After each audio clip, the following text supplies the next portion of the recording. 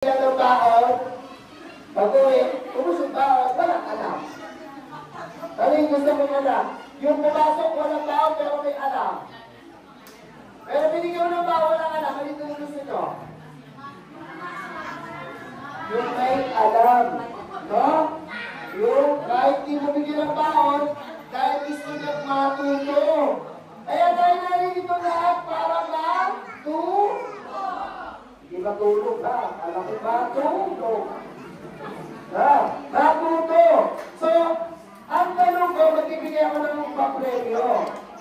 Sa ilang tanong ko. No? Kung nakinig talaga. Kasi masasagot lang ito na nakikinig. No?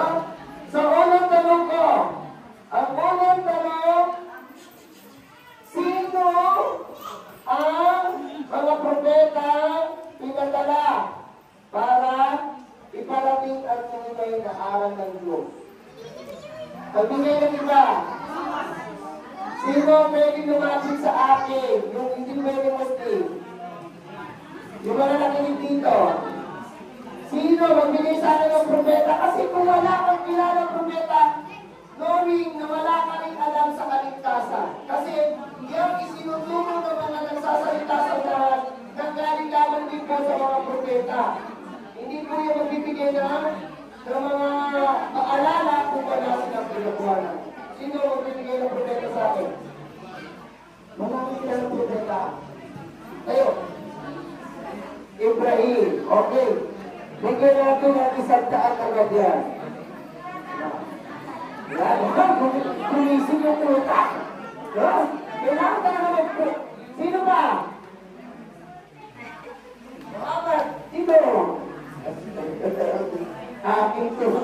Oh, sino kami?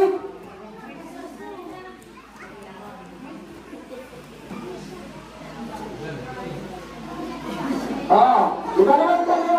Madali na sagot yun eh. Ang tanong. Ang sagot. Anong kapansanan ng ikinuwento ni Ustad Ibrahim? Yung ikinuwento niya, ano yung sakit nung lalaking nasa tent? Dapat kasabi niya ng tama, ha? Sino? Sino ang sagot? Anong kapansanan niya? Bulan at? Bulan at ako. Kung binigay na mag-premyo, dito na muna. Na? Ngayon, anong sabi niya? Doon sa unang sabi niya, ano yung isang nakakaalit na sinabi niya? Kailangan maging mapagpasalamat pa rin ako dahil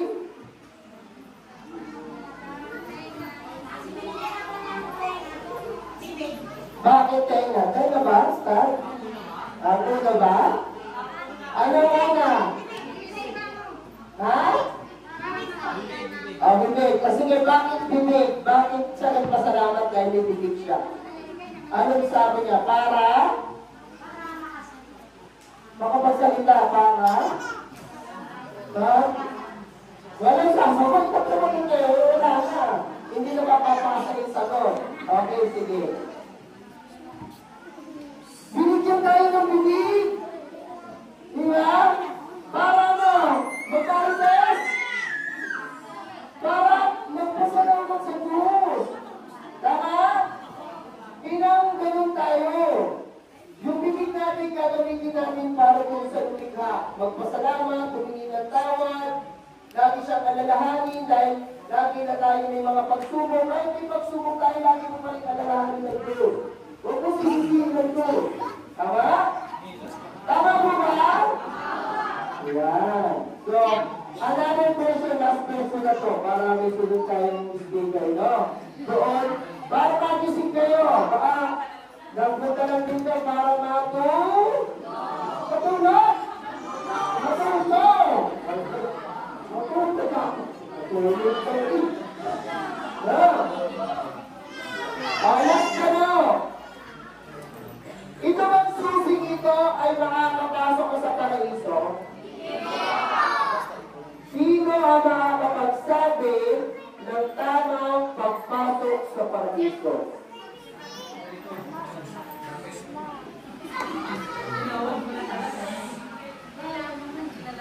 Kilalanin lang ba? Kilalanin at sambahin. Okay? Diba? O, diba? Saan ka papasok na may bago ka pabalik? Yun na lang yun! Sa mananampalatayang Islam, pag pumasok ka, nagkaroon ka ng kaalaman, in the same time, may biyaya ka pa sa mundo. Yun kaya. Mga kapatayan, 5 taon na po ako dito. At alam ko po yung nag-Muslim na dito. Huwag natin pabayaan na mawala yung buhay natin na hindi natin sa pagkakas. No? Marami man tayong makukulang, huwag na huwag mong gagawin yung malaking kasalanan. Yung sumamba sa ibang Diyos. Dapat nagsambay mo lamang yung lumikha sa'yo, lumikha sa mga propeta, lumikha kay Jesus Christ, lumikha kay Maria. Yung lamang ang sasabay natin, yung nasa langit, wala pa nakakakita sa Kanya. Ang makakakita lamang doon sa tagapagingga kay Allah ay yung mga taong pinili ng Allah. Yung pinili niya na sumamba sa Kanya, nagtiis sa lahat ng mga pagsubok. Yun lang ang makakakita kay Allah. Yung mga taong makakapasok sa paras. Paraiso. Sabi niyo gusto pumasok sa paraiso. Ang tanong, may ginawa ka na ba para dito? Dito sa mundong ito, may ginawa ka na ba para mapansin ka ng Allah? Lahat ng ginagawa natin dito sa mundong ito, tatandaan nyo ha, para sa inyo yan. Mag-alaga ng baby, para sa inyo yan. Magtanim ng kamote, para sa inyo yan, hindi Allah. Pag nagtanim ka ba ng kamote, nakain ba ng kamote si Allah? Hindi. Kaya pag nag-alaga ba ng baby, tuwa-tuwa si Allah? Hindi ba naman natutuwa? Sana, pag nagkabahay ka, si Allah ba nakikinabahan? Pag may motor ka, pag may trabaho ka, sana kung meron kang motor, bahay, buhay, anak, asawa, sana mabigay mo din yung tungkulin mo para kay Allah. Ano yun? Isang point. Well, inshallah, may susunod tayong tagapagsalita. Siya po yung last na ba? Ano ba salita? Last two. At inshallah, meron tayong bisita mula rin sa Cavite. At sana makinig po kayo. Meron pa po pa-premyo. Bukod pa po dito, meron pa po. Nakabang yan. Actually, after this, mabuta pa ako si Pera. Tawa ulit, inshallah. So, pakinggan po natin ang ating sunod na magsasalita. Walang iba kundi si Abu Shafi. Ayan,